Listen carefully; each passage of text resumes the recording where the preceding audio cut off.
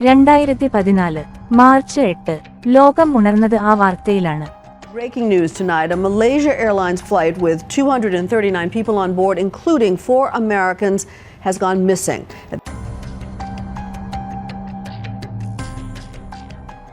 2014 March 8 സമയം രാത്രി 12:43. കോലാലംപൂർ അന്താരാഷ്ട്ര വിമാനത്താവളത്തിൽ നിന്നും ബീജിംഗ് ലക്ഷ്യമാക്കി പുറപ്പെടുന്ന MH370 എന്ന മലേഷ്യൻ വിമാനം. അപകടം നടക്കുന്ന അന്നോളം കുറ്റമറ്റ മെയിൻറ്റൈൻസ് റെക്കോർഡായിരുന്നു MH370 ഉണ്ടായിരുന്നത്. 227 യാത്രക്കാർ, 10 ഫ്ലൈറ്റ് അറ്റൻഡേഴ്സ്, 2 പൈലറ്റ്സ്, ആകെ 239 യാത്രികർ. 6 മണിക്കൂർ ദൈർഘ്യമുള്ള യാത്രയിൽ 7 മണിക്കൂറിൽ കൂടുതൽ പറക്കാൻ വേണ്ടുന്ന ഫ്യൂലും നിറച്ചാണ് MH370 ടേക്ക് ഓഫ് ചെയ്തത്. മലേഷ്യൻ സമയം 1:19 AM. യാത്രാമധ്യേ വിയറ്റ്നാം എയറോസ്പേസിലേക്ക് കടന്ന MH370 പെട്ടെന്ന് കോലാലംപൂർ എയർ ട്രാഫിക് കൺട്രോളിൽ നിന്നും അപ്രത്യക്ഷമാകുന്നു. തങ്ങളുടെ നിരീക്ഷണ അതിർത്തിയിൽ കയറിയ ആ വിമാനം നിമിഷങ്ങൾക്കകം റഡാറിൽ നിന്നും മാഞ്ഞുപോയത് വിയറ്റ്നാം എയർ ട്രാഫിക് ഉദ്യോഗസ്ഥർ മനസ്സിലാക്കുന്നു.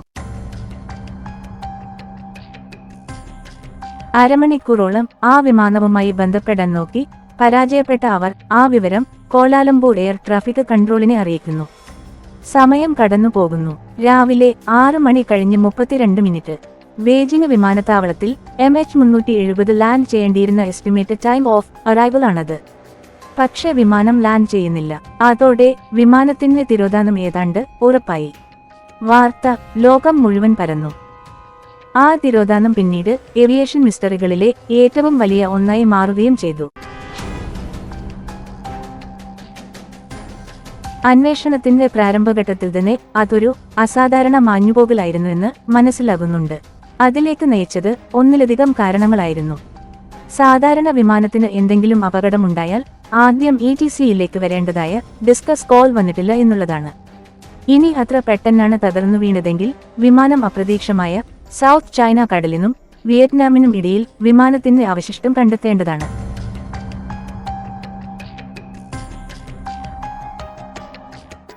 അന്വേഷണത്തിന്റെ 4 ദിവസങ്ങൾക്കിപ്പുറം, അതായത് 2014 മാർച്ച് 12-ന് അന്വേഷകർക്ക് മലേഷ്യൻ സൈന്യത്തിന്റെ ഡിഫൻസീവ് റഡാർ റേഞ്ചിൽ ആ വിമാനം പതിഞ്ഞ വിവരം ലഭിക്കുന്നു.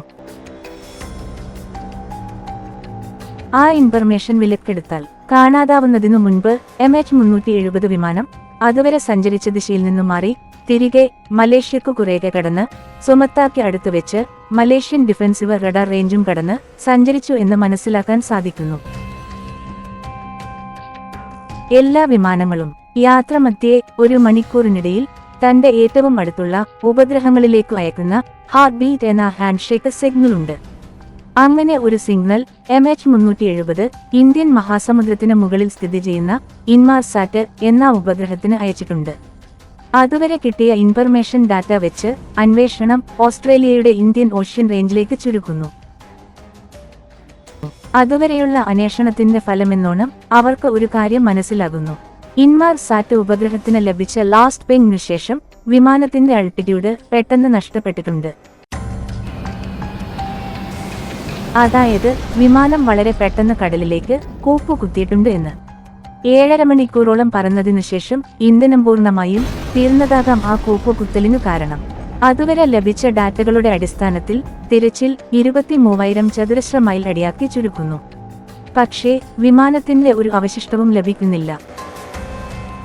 തിരച്ചിൽ 1 വർഷം പിന്നിടുന്നു.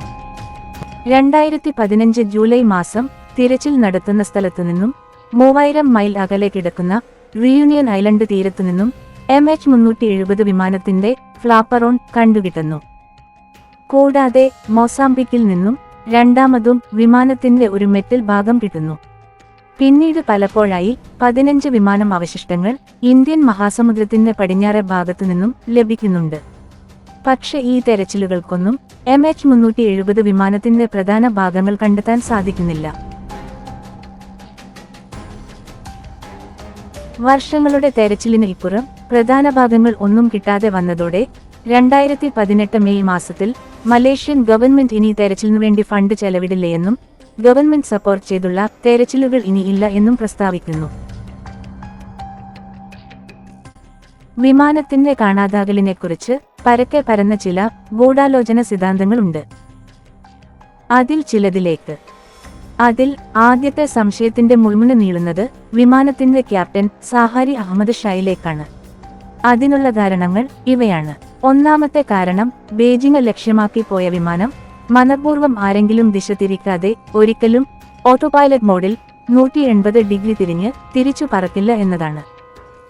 രണ്ടാമത്തെ കാരണം, വിമാനത്തിൽ നിന്നും ETCയിലേക്ക് വരേണ്ടതായ കമ്മ്യൂണിക്കേഷൻ സിസ്റ്റം സിഗ്നൽസ് ഇടയ്ക്ക് വെച്ച് ഓഫ് ആയിരുന്നു എന്നതാണ്. അടുത്ത സിദ്ധാന്തം വിരൽ ചൂണ്ടുന്നത് ഒരു പോസിബിൾ ഹൈജാക്കിൻ്റെതാണ്. അതായത് വിമാനത്തിൽ ഉണ്ടായിരുന്ന ഒന്നോ ഒന്നിലധികമോ ആൾക്കാർ ചേർന്ന് നടത്തിയ തട്ടിക്കൊണ്ടുപോകലാകാം എന്നുള്ളതാണ്. മൂന്നാമത്തെ ഗൂഢാലോചന സിദ്ധാന്തം പറയുന്നത് ക്യാബിൻ ഡീപ്രഷറൈസേഷൻ തിയറിയാണ്. ഓക്സിജന്റെ അഭാവം മൂലം എല്ലാവരും ബോധരഹിതരായെന്നും അതുമൂലം വിമാനം നിയന്ത്രണം നഷ്ടപ്പെട്ടതാകാം എന്നതാണ് ആ തിയറി. അടുത്തത് അന്യഗ്രഹജീവികളുടെ തട്ടിക്കൊണ്ടുപോകൽ സിദ്ധാന്തമായിരുന്നു. ഈ പറഞ്ഞ ഗൂഢാലോചന സിദ്ധാന്തങ്ങൾക്കൊന്നും അവ സത്യമാണ് എന്ന് തെളിയിക്കാൻ സാധിക്കുന്ന തെളിവുകൾ നൽകാൻ സാധിച്ചിട്ടില്ല എന്നുള്ളതാണ്. 12 വർഷങ്ങൾക്കിപ്പുറവും കാണാതായ ആ വിമാനത്തിനു വേണ്ടിയുള്ള തിരച്ചിൽ വീണ്ടും പുനരാരംഭിച്ചിരിക്കുകയാണ്. ഓഷൻ ഇൻഫിനിറ്റി എന്ന റോബോട്ടിക്സ് കമ്പനിയാണ് തിരച്ചിൽ നടത്തുന്നത്. വിമാനത്തിന്റെ അവശിഷ്ടങ്ങൾ കണ്ടുകിട്ടിയാൽ $70 മില്യൺ നൽകാമെന്നും അവശിഷ്ടങ്ങൾ ലഭിക്കാതെ വന്നാൽ പണം നൽകേണ്ടതില്ല എന്നുമുള്ള മലേഷ്യൻ ഗവൺമെന്റുമായുള്ള കരാർ അടിസ്ഥാനത്തിലാണ് തിരച്ചിൽ പുനരാരംഭിച്ചിട്ടുള്ളത്. എങ്കിലും ഈ തെരച്ചിലും താൽക്കാലികമായി നിർത്തിവച്ചിരിക്കുകയാണെന്നാണ് ഏറ്റവും പുതിയ റിപ്പോർട്ടുകൾ പുറത്തുവിടുന്ന വിവരം. ഒരു വ്യാഴവട്ടക്കാലം കഴിഞ്ഞിരിക്കുന്നു. ഇന്നും വിമാനത്തിന്റെ എഞ്ചിനോ ബ്ലാക്ക് ബോക്സോ തുടങ്ങിയ പ്രധാന ഭാഗങ്ങൾ ലഭിക്കാതെ യഥാർത്ഥത്തിൽ എന്ത് സംഭവിച്ചു എന്നറിയാതെ MH370 ഒരു മിസ്റ്ററിയായി ആർക്കും പിടിതരാതെ തുടരുന്നു.